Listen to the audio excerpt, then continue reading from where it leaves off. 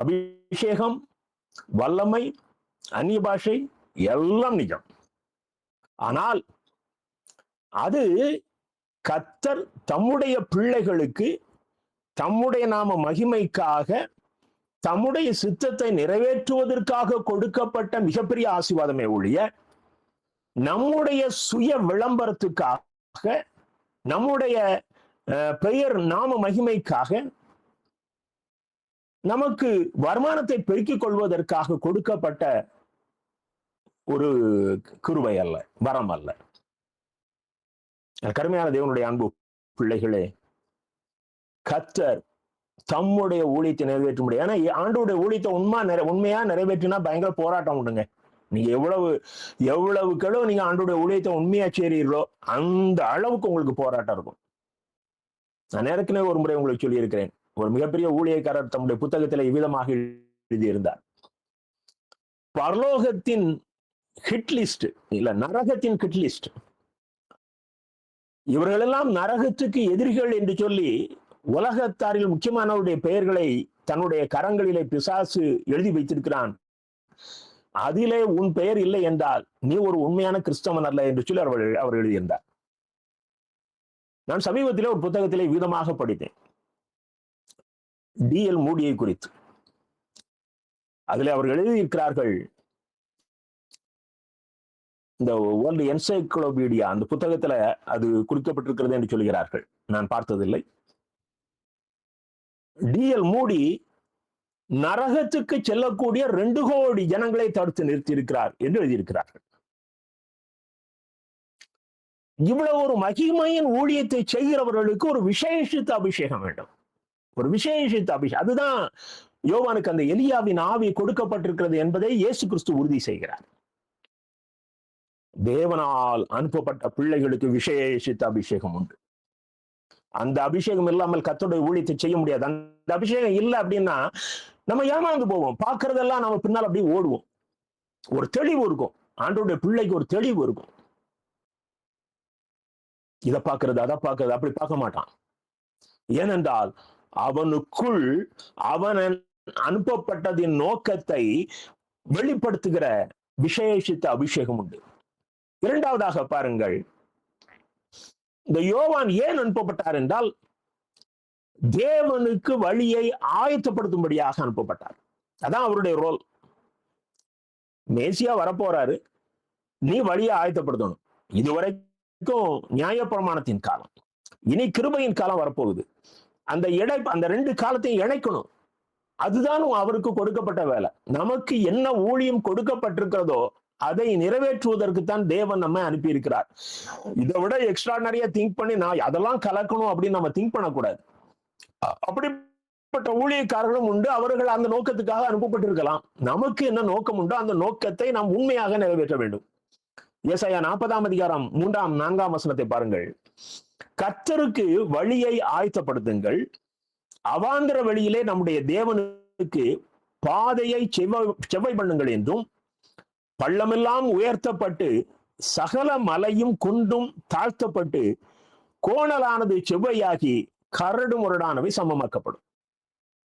இந்த நியாயப்பிரமாணத்தின் காலத்திலே ஜனங்கள் இருதயங்கள் இந்த அளவுக்கு கரடு முரடாக இருக்கிறது.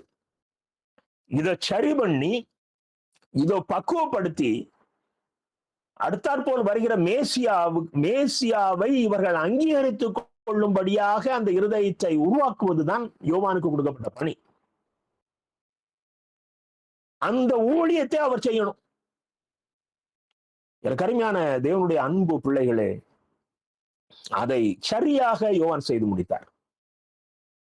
அந்த ஊழியத்தை என்ன நோக்கத்தோடு கர்த்தர் அவருக்கு கொடுத்தாரோ அதை நம்ம பின்னால பார்ப்போம். கரெக்டா அதை உள்வாங்கி கொண்டு அதை மாத்திரம் தான் அவர் செஞ்சார். அதற்கு தடையாக இருந்த எந்த காரியத்தையும் அவர் அனுமதிக்கவில்லை. மூன்றாவதாக பாருங்கள், அந்த ஊழியத்துல அவருக்கு மிக முக்கியமான ஒரு ரோல் என்ன அப்படின்னா மேசியாவை அறிமுகப்படுத்துவது. இவர்கள் யாரோ ஒருவர் வருகிறார், மேசியா எப்படியோ வருகிறார் என்று அவர்கள் எதிர்பார்த்துக் கொண்டிருக்கிறார்களே, இவர்தான் மேசியா என்று இயேசு கிறிஸ்துவை அறிமுகப்படுத்துகிற ஊழியம் தான் தேவனால் அனுப்பப்பட்ட யோவான் ஸ்நானனுக்குரியது. நாம் ஏற்கனவே வாசன் யோவான் 1:7 யோவான் தன்னால் எல்லாரும் விசுவாசிக்கும்படி அந்த ஒளியை குறித்து சாட்சி கொடுக்க வந்தவனாய் இருந்தான். அந்த ஒளியை குறித்து சாட்சி கொடுக்க வந்தவன். யோவான் 1:30 பாருங்க. யோவான் 1:30 எனக்கு பின் ஒருவர் வருகிறார், அவர் எனக்கு முன் இருந்தபடியால், ரொம்ப அழகா சொல்றாரு பாருங்க, எனக்கு பின் ஒருவர் வருகிறார், அவர் எனக்கு முன் இருந்தபடியால், அவர் இந்த உலகம் உருவாகும் போதே இருந்தவர், எனக்கு முன் இருந்தபடியால் என்னிலும் மேன்மையுள்ளவர் என்று சொன்னேனே, அவர் இவர்தான். 34 அந்தபடியே நான் கண்டு இவரே தேவனுடைய குமாரன் என்று சாட்சி கொடுத்து வருகிறேன். 36 பாருங்க. யோவான் 1:36 இயேசு நடந்து போகிறதை அவன் கண்டு இதோ தேவ ஆட்டுக்குட்டி என்றான். எனக்கு அருமையான தேவனுடைய அன்பு பிள்ளைகளே,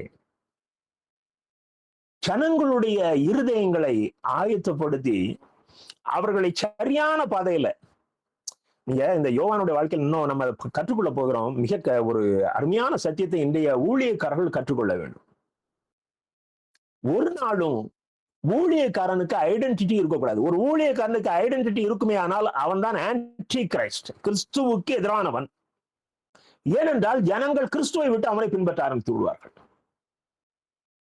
அப்போ ஊழியக்காரன் தனக்கு ஐடென்டிட்டி உருவாக்க கூடாது, தனக்கு தனித்துவம் உருவாக்க கூடாது. அது யாராக இருந்தாலும் அப்படிப்பட்டவர்கள் விழுந்து போவார்கள். அவங்களால சக்சஸ்ஃபுல் மினிஸ்ட்ரி, கிறிஸ்துவுக்கு பிரயோஜனமான ஊழியத்தை பண்ண முடியாது. அதற்கு நல்ல எக்ஸாம்பிள் தான் இந்த தேவனால் அனுப்பப்பட்ட மனுஷனாகிய யோவான் ஸ்நானன். அவர் இயேசுவையே அறிமுகப்படுத்தி கொண்டிருக்கிறார். நான் ஒளி அல்ல, அந்த ஒளியை குறித்து சாட்சி கொடுக்க வந்தேன். 4வதாக பாருங்கள், அவர் தனக்கு கொடுத்த ஊழியத்தை தேவனுடைய சித்தப்படி நிறைவேற்றினார். யோவான் 1:19 பாருங்க. யோவான் 1:19 எருசலேமில் இருந்து யூதர்கள் ஆசாரியரையும் லேவியரையும் யோவானிடத்தில் அனுப்பி நீர் யார் என்று கேட்டபொழுது அவன் மறுதலியாமல் அறிக்கையிட்டதுமன்றி நான் கிறிஸ்து அல்ல என்று அறிக்கையிட்டான். அவர்கள் இவனால் செய்யப்பட்ட காரியங்களை உற்று நோக்கி நீர் கிறிஸ்துவா என்று கேட்கிறார்கள். அவன் முதல்ல சொன்ன வார்த்தை நான் கிறிஸ்துவ, நான் மேசியா இல்ல. 23 பாருங்க. கர்த்தருக்கு வழியை செவ்வாய் பண்ணுங்கள் என்று ஏசாயா தீர்க்கதரிசி சொன்னபடியே நான் வனாந்தரத்தில் கூப்பிடுகிறவனுடைய சத்தமாயிருக்கிறேன். இயேசு கிறிஸ்து எனது வார்த்தை, இவன் வெறும் சத்தம் தான். நான் கிறிஸ்துவல்ல, நான் வனாந்திரத்தில் கூப்பிடுகிற சத்தம். என் சத்தத்தில் இருக்கிற வார்த்தை வேறு ஒருவருக்கு சொந்தமானது. எனக்கு அருமையான தேவனுடைய அன்பு பிள்ளைகளே, இயேசு கிறிஸ்துடைய வருகை வெகு சீக்கிரமாக இருக்கிறது. வஞ்சகர்கள் பழுகிவிட்டார்கள். 1970 முன்பு அந்த மிஷனரி ஊழியங்கள் தமிழகத்திலே மிக அதிகமாக உருவான நாட்கள் எழுப்புதலின் நாட்கள். அன்றைக்கு இருந்தவருடைய தரிசனம் எல்லாம் ஜனங்களை கிறிஸ்துவுக்கு நேராக வழிநடத்த வேண்டும் என்று சொல்லி அந்த தரிசனம் தான் அன்றைக்கு மேலோங்கி நின்றது.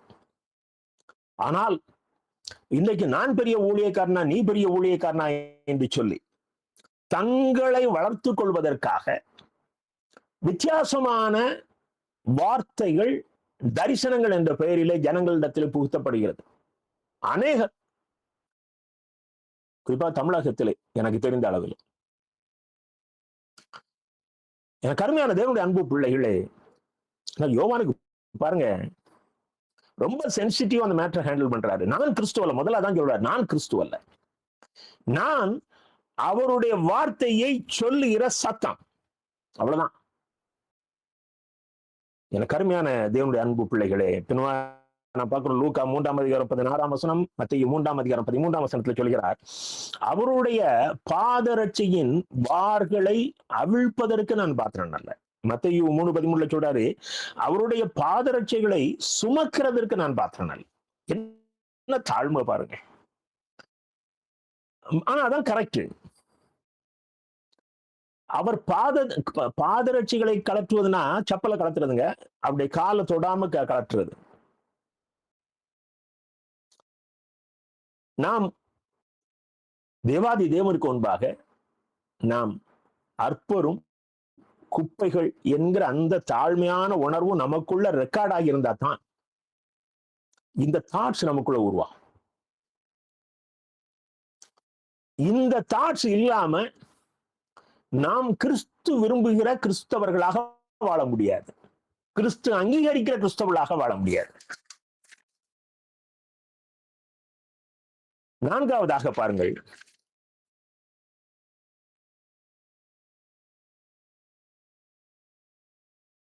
ஐந்தாவது குறிப்பு என்று நினைக்கிறேன். ஐந்தாவது குறிப்பு, இயேசுவை காட்டிலும் இவ்வுலகத்தில் யாரும் பெரியவர் இல்லை என்பதை இவருடைய ஊழியத்தின் மூலம் இவர் வெளிப்படுத்தினார். இவர் தேவனால் அனுப்பப்பட்டதற்கு நோக்கம், மேசியா வரப்போறாரு, அவருக்கு மேல யாருமே கிடையாது. அது ரொம்ப முக்கியம். நீங்க மத்தேயு 3:4 பாருங்கள். அவர் என்ன பண்ணிருக்க, யோவான் என்ன உடையை தரிச்சிருக்கிறார்? யோவான் ஒட்டகமயிர் உடையை தரித்து தன் அறையில் வார்க்கச்சையை கட்டி கொண்டிருந்தான். வெட்டுக்கிளியும் காட்டு தேனும் அவனுடைய உணவாய் இருந்தது. இவர் ஆசாரிய வம்சத்துல பிறந்தவர். ஆசாரியர்களுக்கு சில காரியங்கள் தீட்டு என்று உண்டு. நியாயப்பிரமாணத்தின்படி ஆசாரியர்களுக்கு என்று தனி இடம் உண்டு, சுகாதாரமான இடங்கள். ஆசாரியர்கள் அணிவதற்கென்று அதற்கென்று அவர்கள் அன்றைக்கு உலகத்திலே மகிமையான ஆடைகள் குறிக்கப்பட்டிருந்தது. அத்தனையும் ஒரு ஒதுக்கி தள்ளினார். ஏனென்றால் ஒருவர் வரப்போகிறார், அவர் ஏழ்மையிலே வந்துதான் ஜனங்களுக்கு தன்னை வெளிப்படுத்த போகிறார். அப்படியானால் அவருக்கு வழிகாட்டியாக வருகிற, அவருக்கு முன்னோடியாக வருகிறவன் அவரை விட ஒரு உயர்ந்த ஸ்தானத்தில் இருந்து அவரை அறிமுகப்படுத்த முடியாது. இதுதான் தேவனுடைய சுத்தம். எந்த இயேசு கிறிஸ்துவை நான் ஜனங்களுக்கு போய் கற்றுக் கொடுக்க போகிறேனோ, இயேசு கிறிஸ்து இந்த உலகத்துல வாழ்ந்த வாழ்க்கையை விட நம்ம எல்லாருக்கும் நல்ல லக்ஸுரி லைஃப் தான் கற்றுக் கொடுத்திருக்கிறாரு. இதையும் மிஞ்சி இந்த உலகத்திலே மிக உயர்ந்த ஐஸ்வர்யவனாக காட்டிக்கொண்டு அந்த எளிய இயேசுவை, இந்த உலகத்திலே எளிமையை கற்றுக் கொடுத்த அந்த இயேசுவை இன்றைக்கும் ஏழ்மையிலே தவிக்கிற ஜனங்களுக்கு நாம் அறிமுகப்படுத்த முடியாது. என் கருமையான தேவனுடைய அன்பு பிள்ளைகளே, யோவான் நமக்கு முன்னோடி. மிக எளிமையான வாழ்க்கை. நீங்க யோவான் 3:29-30 பாருங்க. யோவான் 3:29, மணவாட்டியை உடையவனே மணவாளன், மணவாளனுடைய தோழனோ அருகே நின்று அவருடைய சொல்லை கேட்கிறவனாய் மணவாளனுடைய சத்தத்தை குறித்து மிகவும் சந்தோஷப்படுகிறான். அந்த இயேசு கிறிஸ்துடைய சத்தத்தை கேட்கும் போது நமக்கு ஒரு சந்தோஷம் வரணுங்க. இந்த சந்தோஷம் இப்பொழுது எனக்கு சம்பூர்ணமாயிற்று. அவர் பெருகவும் நான் சிறுகவும் வேண்டும். கருமையான தேவனுடைய அன்பு பிள்ளைகளே, இதுதான் தேவனால் அனுப்பப்பட்ட மனுஷனுடைய தரிசனமா இருக்கணும். நமக்கென்று தனியாக அந்தஸ்து கிடையாது, நமக்கென்று தனியாக வார்த்தையும் கிடையாது. அவருடைய வார்த்தையை இரவல் பெற்று அவருடைய வார்த்தையை அவருக்கு மகிமைப்படுத்தும்படியாக சொல்லுகிற நாம் சத்தமாக இருக்கிறோம். அப்படி இருக்கும் பொழுது அவருடைய சத்தத்துக்கு நம்ம சந்தோஷப்படணும். அந்த வார்த்தையை கேட்கும் போது நமக்கு சந்தோஷம். காலையிலேயே எழும்பி பைபிள் படிச்சா அந்த வார்த்தையை நமக்குள்ள கேட்கும் பொழுது ஒரு மகிழ்ச்சி. எனக்கு அருமையான தேவனுடைய அன்பு பிள்ளைகளே, ஆனால் இன்றைய ஊழியங்களிலே எனக்கு அருமையான தேவனுடைய அன்பு பிள்ளைகளே, அவர் சிறுகுகிறார், நாம் பெருகுகிறோம். ஊழியக்காரர்கள் பெருகுகிறார்கள். சாபக்கேடு, சாபக்கேடு. எனக்கு அருமையான தேவனுடைய அன்பு பிள்ளைகளே, அதிகமாக ஜெபியுங்கள். இயேசு சீக்கிரம் வரப்போகிறார். இந்த மாய்மால கூட்டம் சிறுத்து போக வேண்டும். நாம் இயேசு பெருக வேண்டும். நாம் இயேசு பெருக வேண்டும். அவர் மகிமை அடைய வேண்டும். அவருடைய நாமம் மகிமைப்பட வேண்டும். இந்த தரிசனம் நமக்குள் இருக்குமே ஆனால் இன்னைக்கு நம்முடைய இரவு ஜபங்கள், தனி ஜபங்கள், நம்முடைய படுக்கைகளை கண்ணீரினாலே நனைப்பதாக இருக்கும். மாயைகளை பார்த்து ஏமாந்து போகாதுங்கள். இங்கே யோவான் நமக்கு ஒரு முன்னோடியாக, அவர் நான் தேவனால் அனுப்பப்பட்டவன், தேவனுடைய சித்தத்தை தேவனுடைய விருப்பப்படி நிறைவேற்றுவதற்காக வந்தவன் என்பதை நமக்கு நிரூபித்து காட்டியிருக்கிறார். ஆறாவதாக பாருங்கள், தேவனால் அனுப்பப்பட்டவர் தேவனுக்கு மாத்திரம் பயப்பட்டார். அவர் மனுஷனுக்கு பயப்படல. இதுதான் ரொம்ப முக்கியம். ஆண்டவருடைய பிள்ளைகளாகிய நாம் தேவனுக்கு மாத்திரம்தான் பயப்படணும். அதற்காக நாம் மனுஷனிடத்துல போய் சண்டை போடக்கூடாது. மனுஷர்களை பற்றி நாம் தேவையற்ற காரியங்களை பேசக்கூடாது. ஆனால் தவறுதலான ஊழியக்காரர்களையும் அவர்கள் சொல்லுகிற வார்த்தைகளையும் பார்த்து பயப்படுவதற்கு நாம் இந்த உலகத்து மனுஷர்கள் அல்ல. தேவன் நமக்குள் வாசம் பண்ணி இருக்கிறார். தேவனுடைய சத்தத்தை நாம் தினசரி கேட்போமே ஆனால் இப்படிப்பட்ட மாய்மாலமான காரியங்களை கண்டு நாம் பயப்பட வேண்டியதில்லை. நீங்க மத்தேயு 3ஆம் அதிகாரம் 7 முதல் 9 வசனங்களை பாருங்கள். மத்தேயு 3, 7 முதல் 9. பரிசேயரிலும் சதுசேயரிலும் அநேகர் தன்னிடத்தில் ஞானஸ்நானம் பெறும்படி வருகிறார்கள். நல்லா கவனிங்க. தன்னிடத்துல ஜனங்கள், இவங்கெல்லாம் ஜாம்பவான்கள், மத தலைவர்கள், இவர்கள் தன்னை தேடி வரும் பொழுது தேவனால் அனுப்பப்பட்ட மனுஷன் எவ்வளவு தைரியம் பாருங்க. இந்த யோவான் ஸ்நானனுடைய தைரியத்தை பாருங்கள். விரியன் பாம்பு குட்டிகளே, வரும் கோபத்துக்கு தப்பித்துக் கொள்ள உங்களுக்கு வகை காட்டினவன் யார்? இப்படி யாராவது இன்னைக்கு பிரசங்கம் பண்ண முடியுமா? லஞ்சம் வாங்குகிற அரசியல் தலைவர்களை நம்முடைய மேடையில வைத்துக் கொண்டு இவர் தேவனால் ஆசீர்வதிக்கப்பட்டவர் என்று சொல்கிறோம். இன்னும் அநேக காரியங்கள், அருவருப்பான காரியங்களை இந்நாட்களிலே நாம் பார்க்கிறோம். அதை சொல்ல முடியாது. மிக வேதனையான காரியம். தைரியமாக இந்த உலகத்துல நான் வந்த பணி, அது என் 33 வயசுல நான் மறிக்கணும்னா அது மறிச்சிடணும். அதுக்கு மேல எனக்கு நாள் கர்த்தர் அனுமதிக்கல. ஆனால் வாழுகிற நாட்கள் எதற்காக நான் அனுப்பப்பட்டேனோ அந்த நோக்கத்தை நிறைவேற்றி தர வேண்டும். இதுதான் யோவான் ஸ்நானனுடைய தரிசனம். மிக கடினமான காரியம். இதுவரைக்கும் யாரும் அவங்கள மத தலைவர்கள் அப்படி பேசினதில்லை. விரியன் பாம்பு குட்டிகள். 8ஆம் வசனம் பாருங்க. மனம் திரும்புதலுக்கு ஏற்ற கனிகளை கொடுங்கள். பர்பஸ். ரட்சிப்பின் மகிமையை இயேசு கிறிஸ்துக்கு ஒன்பதாக இந்த உலகத்திலே கற்றுக் கொடுத்த தேவனால் அனுப்பப்பட்ட மனுஷன். அதற்கு பிறகு நாம் பார்க்கிறோம். 10ஆம் வசனம் பாருங்க. இப்பொழுதே கோடரியானது மரங்களின் வேர் அருகே வைத்திருக்கிறது.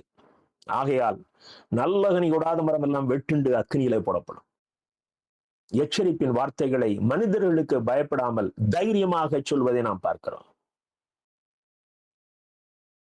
எனக்கு அருமையான தேவனுடைய அன்பு பிள்ளைகளே, இந்த வேதபாரகர் பரிசேயரை குறித்து நம்ம 23ஆம் அதிகாரத்துல பார்க்கலாம். இயேசு கிறிஸ்து அவர்களை மிக அதிகமாக கண்டிக்கிறார். மாய்மாலத்திலேயே ஊறி போன ஜனங்கள், அந்த ஜனங்களை குறித்து அன்றைக்கு வாழ்ந்த அந்த யூதர்கள் அவர்களுக்கு பயப்பட்டார்கள். அவர்களைத்தான் கடவுளினுடைய தீர்க்கதரிசிகளாக அவர்கள் பார்த்தார்கள். அவருடைய வார்த்தைகளை கர்த்தருடைய வார்த்தைகளாக பார்த்தார்கள். அதை முதல்ல உடைத்திருந்த யோவான் ஸ்நானன் தான். அவர் மனிதருக்கு தேவனால் அனுப்பப்பட்டவர், தேவனுக்கு மாத்திரம்தான் பயப்பட்டார்.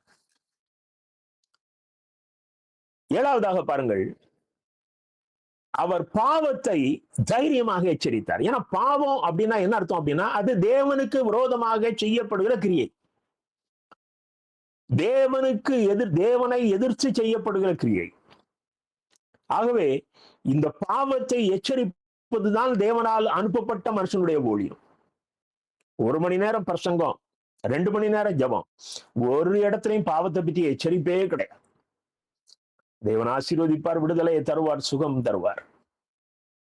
எனக்கு அருமையான தேவனுடைய அன்பு பிள்ளைகளே, முதல் புதிய ஏற்பாட்டிலே, புதிய உடன்படிக்கையிலே நமக்கு அனுப்பப்பட்ட அந்த ஊழியக்காரர் பாவத்தை தைரியமாக எச்சரித்தார். நீங்க லூக்கா 3ஆம் அதிகாரம் 6ஆம் வசனத்தை பாருங்க. லூக்கா 3:6. அவர் யோர்தான் நதிக்கு அருகான தேசமெங்கும் போய் பாவ மன்னிப்பு கண்டு மனம் திரும்புதலுக்கேற்ற ஞானஸ்நானத்தை குறித்து பிரசங்கித்தார். அவரை சந்திக்கிற ஜனங்கள் நிறைய கூட்டமா வர்றாங்க. அந்த ஜனங்கள் கேட்கிறாங்க, நாங்கள் என்ன செய்ய வேண்டும்? அவர் சொல்றாரு, 2 அங்கிகளை உடையவன் இல்லாதவனுக்கு கொடுக்க கடவன், ஆகாரத்தை உடையவனும் அப்படியே செய்ய கடவன் அப்படிங்கிறாரு. ஆயக்காரர்கள் வந்து கேட்கிறாங்க, நாங்கள் என்ன செய்ய வேண்டும்? உங்களுக்கு கட்டளை இட்டிருக்கிறதற்கு அதிகமாக ஒன்றும் வாங்காதிருங்கள். போர்ச்சேவர் வந்து கேட்கிறாங்க, நாங்கள் என்ன செய்ய வேண்டும்? நீங்கள் ஒருவருக்கும் இடுக்கண் செய்யாமலும் பொய்யாய் குற்றம் சாட்டாமலும் உங்கள் சம்பளமே போதும் என்றும் இருங்கள். இவர் எங்க போய் இதெல்லாம் படிச்சுட்டு வந்தாருங்க? இதுதான் எலியாவின் அபிஷேகம்.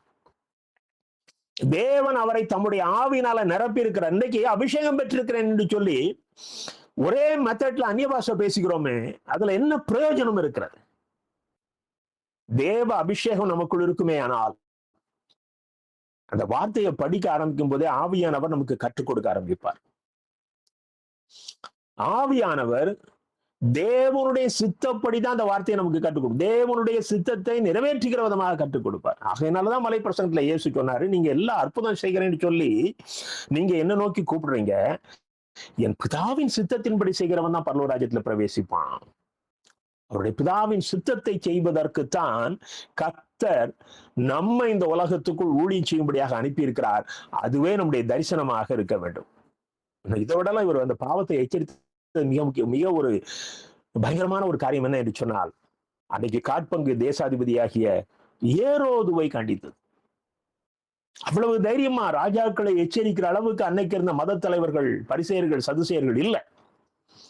ஆனா இந்த யோவான் ஸ்நானகன் தைரியமாக பாவத்தை எச்சரித்தார். நீங்க மத்தேயு 14 அதிகாரம் 3-5 வசனங்களை பார்ப்பீர்கள் ஆனால் 3 முதல் 4 வசனங்கள். ஏரோது தன் சகோதரனாகிய பிலிப்புவின் மனைவி ஏரோதியாளி நிமித்தம் யோவானை பிடித்து கட்டி காவலில் வைத்திருந்தான். ஏனெனில் நீர் அவனை வைத்துக் கொள்வது நியாயம் அல்லவென்று யோவான் அவனுக்கு சொல்லி இருந்தான். நீங்க லூக்கா 3 அதிகாரம் 19-20 அந்த வார்த்தை சொல்லப்பட்டுள்ளது. எனக்கு அருமையான தேவனுடைய அன்பு பிள்ளைகளே, நீ வேறொருவனுடைய மனைவியை வைத்திருப்பது தவறு என்று சொல்லி மிக தைரியமாக ஒரு ராஜாவை குறித்து எச்சரித்தார் என்றால் அவன் தான் எலியாவின் ஆவியை உடையவன். அவன் தான் விசேஷித்த அபிஷேகம் பெற்ற மனுஷன். இன்றைக்கு அபிஷேகம் பெற்றவர்கள் பாவத்தை எச்சரித்திருப்பார்களே, ஆனால் இந்த தமிழ்நாட்டுக்குள்ள கிறிஸ்தவர்கள் என்ற பெயரோடு வாழ்கிறவர்கள் கொஞ்சம் பேராவது மனம் திரும்பியிருப்பாங்க. கொஞ்சம் பேருக்காவது ஒரு பயமும் நடுக்கமும் வந்திருக்கும். எந்த டிவி எதை எடுத்து எந்த சேனல் எடுத்தாலும் விடுதலை விடுதலை, வியாதியிலிருந்து விடுதலை வரட்டும், தவறல்ல. ஆனால் ஜனங்கள் முதலில் பாவத்திலிருந்து விடுதலை வரும். பாவத்திலிருந்து விடுதலை வரணும். ஒரு மனுஷன் பாவத்திலிருந்து விடுதலை வராம அவனுக்கு எத்தனை விடுதலை கிடைத்தாலும் சரி, அவனுடைய முடிவு பருதா. எனக்கு அருமையான தேவனுடைய அன்பு பிள்ளைகளே, தேவனால் அனுப்பப்பட்டவர் தேவனுக்கு விரோதமாக செய்யப்படும் பாவத்தை குறித்து தைரியமாக, மனுஷர்களை குறித்து பயப்படாமல் தைரியமாக அவர் போதிக்கக்கூடியவராக இருப்பார். 8வதாக பாருங்கள், தேவனால் அனுப்பப்பட்ட மனுஷன் தேவனுடைய பாராட்டுதலை பெறக்கூடியவன். தேவனால் அனுப்பப்பட்ட மனுஷன் எப்பொழுதும் அவர் தேவனுடைய அங்கீகாரத்துக்குள் இருப்பார். யோவான் ஸ்நானகனை யாரு பாராட்டினா? இயேசு கிறிஸ்து. நீங்க யோவான் 5 அதிகாரம் 33 வசனத்தை பாருங்க. யோவான் 5:33. நீங்கள் யோவானிடத்தில் ஆள் அனுப்பி விசாரித்தீர்கள், அவன் சத்தியத்திற்கு சாட்சி கொடுத்தான். 35 வசனம் பாருங்க. யோவான் 5:35. அவன் எரிந்து பிரகாசிக்கிற விளக்காய் இருந்தான், நீங்களும் சில காலம் அவன் வெளிச்சத்திலே களிகூற மனதாய் இருந்தீர்கள். அவன் வெளிச்சத்தை குறித்து சாட்சி கொடுக்க வந்தான் என்று அங்க யோவான் 1 அதிகாரம் 7 வசனம் நாம் பார்க்கிறோம். ஆனா இங்க அழகாக சொல்கிறார் இயேசு கிறிஸ்து, அவனும் எரிந்து பிரகாசித்தான். தன்னை எரித்து, இதான் ஊழியக்காரர்கள். நாம எரிஞ்சு பிரகாசிக்கணும் விளக்கு போல. எனக்கு அருமையான தேவனுடைய அன்பு பிள்ளைகளே, இயேசு கிறிஸ்து நம்மை அங்கீகரிக்கணும், நம்முடைய ஊழியத்தை அங்கீகரிக்கணும். நீங்க லூக்கா 7 அதிகாரம் 26 வசனத்தை பாருங்கள். லூக்கா 7:26. எதை பார்க்க வனாந்தரத்துக்கு போனீர்கள்? தீர்க்கதரிசியையோ? ஆம், தீர்க்கதரிசியை பார்க்கிலும் மேன்மையுள்ளவனையே என்று உங்களுக்கு சொல்கிறேன். 28 வசனம். லூக்கா 7:28. ஸ்திரீகளிடத்திலே பிறந்தவர்களை யோவான் ஸ்நானனை பார்க்கிலும் பெரிய தீர்க்கதரிசி ஒருவனும் இல்லை. 6 மாசம் தாங்க யோவானுடைய ஊழியம். இயேசு கிறிஸ்து அவர் வாழ்ந்த நாட்களிலேயே அவர் தனக்கு முன்னாக அனுப்பப்பட்ட, தனக்கு வழியை ஆயத்தம் பண்ணும்படியாக அனுப்பப்பட்ட, தேவனால் அனுப்பப்பட்ட மனுஷன் என்பதை அவர் அங்கீகரித்து அந்த உலகத்திலேயே அதை பறைசாற்றி விட்டார். நம்முடைய வாழ்க்கை, இங்க இருக்கிற எல்லாருமே நம்ம தேவனால் அனுப்பப்பட்ட ஊழியக்காரர்கள். எத்தனை பேர் நீங்க இந்த சேனல்ல இதை பார்க்கிறீர்களோ, நாம் எல்லாரும் தேவனால் அனுப்பப்பட்ட ஊழியக்காரர்கள். அவர் தான் ஊழியம், இவர் தான் ஊழியம் கிடையாது. எல்லாரும் ஊழியம் பண்ணணும். இந்த உலகம் முழுசும் கள்ள ஊழியர்களால நிரம்பி இருக்கும் பொழுது, அற்பனும் தூசிகளும் ஆகிய நாம் உண்மையான பிள்ளைகள், நம்மளால் முடிந்த அளவுக்கு ஏதாவது பக்கத்துல நமக்கு தெரிந்தவங்க கிட்ட, நம்ம தெருவில் நம்ம சொந்தக்காரங்க கிட்ட சரியான சத்தியத்தை சொல்லவில்லை என்று சொன்னால், கடைசி நாளிலே கர்த்தர் கணக்கு கேட்பார். உனக்கு நான் இவ்வளவோ சத்தியத்தை கொடுத்தேனே, நீ ஏன் அதை சொல்லவில்லை? சொல்லி இருந்தால் அவன் மனம் திரும்பி இருப்பானே. கருமையான தேவனுடைய அன்பு பிள்ளைகளே, இயேசுவின் பாராட்டுதலை பெற்றவன். கடைசியாக 9வது குறிப்பை பாருங்கள். யோவான் ஆரம்பித்த ஊழியத்தையே இயேசு தொடர்ந்தார். அது கொஞ்சம் சரியில்லை, அதனால இதை விட்டுட்டு நான் கொஞ்சம் வித்தியாசமா செய்யறேன்னு இயேசு செய்யல. யோவான் என்ன ஊழியத்தை, அதுதான் வழியை ஆயத்தம் பண்றது. அவர் போட்டு கொடுத்த அதே சாலையில இயேசு தம்முடைய ஊழியத்தை தொடர்ந்தார். மனம் திரும்புங்கள், பரலோக ராஜ்யம் சமீபித்திருக்கிறது என்று யோவான் பிரசங்கித்தார். இயேசு என்ன சொல்றாரு? மனம் திரும்புங்கள், பரலோக ராஜ்யம் சமீபித்திருக்க. இந்த சேம் வேர்டு, ஒரு லெட்டர் கூட மாத்தாம அவருடைய ஊழியத்தின் முதல் பிரசங்கம் இருந்தது. மத்தேயு 23:33, மத்தேயு 12:34. யோவான் சொல்றாரு, சர்ப்பங்களே, விரியன் பாம்பு இல்ல, யோவான் மத்தேயு 3:7, விரியன் பாம்பு குட்டிகளே, வருங்கோபத்துக்கு தப்பித்துக் கொள்ள உங்களுக்கு வகை காட்டினவன் யார் என்று சொல்லி அங்கே யோவான் பிரசங்கிக்கிறாரு. மத்தேயு 23:33 பாருங்க. இயேசு சொல்றாரு, சர்ப்பங்களே, விரியன் பாம்பு குட்டிகளே, நரகாக்கினைக்கு எப்படி தப்பித்துக் கொள்வீர்கள்? மத்தேயு 12:34 இயேசு சொல்வதை பாருங்கள். விரியன் பாம்பு குட்டிகளே, நீங்கள் பொல்லாதவர்களாய் இருக்க நலமானவர்களை எப்படி பேசுவீர்கள்? யோவான் சொன்ன அதே வார்த்தை, அதே பிளாட்ஃபார்ம். யோவான் இந்த பூமியில ஒரு பரதேசிய போல வாழ்ந்தார். இந்த பூமி நமக்கு நிரந்தரம் அல்ல. அதைத்தான் இயேசுவும் நமக்கு வாழ்ந்து கற்றுக் கொடுத்திருக்கிறார். அவருக்கு ஒரு நிரந்தரமான இடம் இந்த பூமியில கிடையாது. மனுஷகுமாரனுக்கு தலை சாய்க்க இடமில்லை என்று சொல்லி நமக்கு ஒரு முன்னுதாரணமான வார்த்தையை விட்டு சென்றிருக்கிறார். யோவான் சொல்றதை பாருங்க. மத்தேயு 3:10, இப்பொழுதே கோடரியானது மரங்களின் வேறருகே வைத்திருக்கிறது. நல்ல கனி கூடாத மரம் எல்லாம் வெட்டுண்டு அக்னியிலே போடப்படும். இயேசு மத்தேயு 7:19 சொல்றாரு மலைப்பிரசங்கத்துல, நல்ல கனி கூடாத மரம் எல்லாம் வெட்டுண்டு அக்னியிலே போடப்படும். யோவான் எந்த பாதையிலே அந்த ஊழியத்தை செய்தாரோ அதே பாதையில் அதன் தொடர்ச்சியாக இயேசு ஊழியம் செய்தார். இன்றைக்கு அதே பாதையில தான் நம்ம செய்யணும். இயேசு எந்த பாதையில ஊழியம் செய்தாரோ அதே பாதையில தான் நம்ம செய்ய முடியும். எப்படி நாம லூசிபருடைய பாதைக்கு மாற முடியும்? அவன் தான் இந்த உலகத்தின் ஆசீர்வாதத்தை மகிமைப்படுத்துகிறவன். இயேசுவினிடத்துல நேரில் வந்து, நீர் என்னை தாழ விழுந்து பணிந்து கொண்டால் இந்த உலகம் எனக்கு ஒப்புவிக்கப்பட்டிருக்கிறது, நான் அதை உமக்கு தருவேன்னு சொன்னேன். கருமையான தேவனுடைய அன்பு பிள்ளைகளே, உலகத்தின் மகிமைக்காக உலகத்தின் ஆசீர்வாதத்தை உயர்த்தி பேசி ஊழியம் செய்வது கர்த்தருடைய ஊழியம் அல்ல. பரலோகத்தை மகிமைப்படுத்தி தேவனோடு நித்தியமாக வாழ்வதை குறித்த தரிசனத்தை ஜனங்களுக்கு உருவாக்குவதுதான் தேவனால் அனுப்பப்பட்ட மனுஷனுடைய ஊழியம். அந்த ஊழியத்தை செய்யும்படியாகவே யோவான் நமக்கு முன்னோடியாக வந்து அதை நமக்கு ஒரு பாடமாக கற்றுக் கொடுத்திருக்கிறார். எனக்கு அருமையான தேவனுடைய அன்பு பிள்ளைகளே, இந்த சத்தியத்தை கேட்ட நீங்கள் யாவரும் இன்றைக்கு ஆண்டவருக்கு ஒப்புக் கொடுங்க. யோவான் தேவனால் அனுப்பப்பட்டது போல நானும் தேவனால் இந்த உலகத்துக்குள் அனுப்பப்பட்டிருக்கிறேன். தேவன் ஒரு தரிசனத்தோடு நம்ம இந்த உலகத்துக்குள் அனுப்பி இருக்கிறார். அவருடைய சித்தப்படி இந்த ஊழியத்தை செய்வதற்கு உங்களை ஒப்புக் கொடுங்கள். எப்படி தேவன் யோவானை மகிமைப்படுத்தி இயேசுவின் மூலமாக அவரை மிக உயர்ந்தவர் என்று இந்த உலகத்துக்கு பறைசாற்றினாரோ, அதே போல அவருடைய வருகையில நம்ம எல்லாத்தையும் பார்த்து இயேசு உங்களுக்காக உலகம் உண்டாகும் முன்னே உருவாக்கப்பட்ட அந்த தேவனுடைய ராஜ்யத்தை சொந்தெடுத்துக் கொள்ளுங்கள் என்று சொல்லி அழைப்பார். அப்படிப்பட்ட மகிமையின் ஆசீர்வாதத்தை உண்மையாய் அவருடைய வார்த்தைக்கு கீழ்ப்படிந்து ஊழியம் செய்கிற நம் எல்லோருக்கும் கர்த்தர் தந்தருள்வாராக. ஆமென்.